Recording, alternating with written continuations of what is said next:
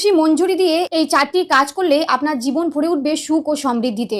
1. শিবকে দুধে তুলসী মঞ্জুরি নিবেদন করুন। ভগবান শিব ও পুত্র গণেশকে তুলসী পাতা নিবেদন করা নিষিদ্ধ, তবে শিবকে মঞ্জুরি দিতে পারেন। তুলসী মঞ্জুরি নিবেদন করলে পারিবারিক সুখ লাভ করবেন ভক্তরা। এছাড়া যদি কোনো ব্যক্তির জীবনে প্রেম না আসে বা বিবাহে বাধা আসে, তাহলে দুধে মঞ্জুরি মিশিয়ে শিবকে অভিষেক করা উচিত। 2. লক্ষ্মীর চরণে মঞ্জুরি নিবেদন করুন। দেবী লক্ষ্মীর চরণে তুলসী মঞ্জুরি নিবেদন করলে ঘরে সুখ ও সমৃদ্ধি বজায় থাকে। শুধু তাই নয়, জীবনে আসা বিভিন্ন সমস্যা থেকে মুক্তিও পাওয়া যায়। প্রতি শুক্রবারে লক্ষ্মীর চরণে তুলসী মঞ্জুরি অর্পণ করতে পারলে খুব ভালো। 3. যে কোনো শুভ দিনে গঙ্গা জলে মঞ্জুরি মিশিয়ে সপ্তাহে 2 দিন ঘরে ছিটিয়ে দিন। এটি করলে আপনার ঘর থেকে নেতিবাচক শক্তি দূর হবে। 4. লাল কাপড়ে তুলসীর মঞ্জুরি বেঁধে রাখুন।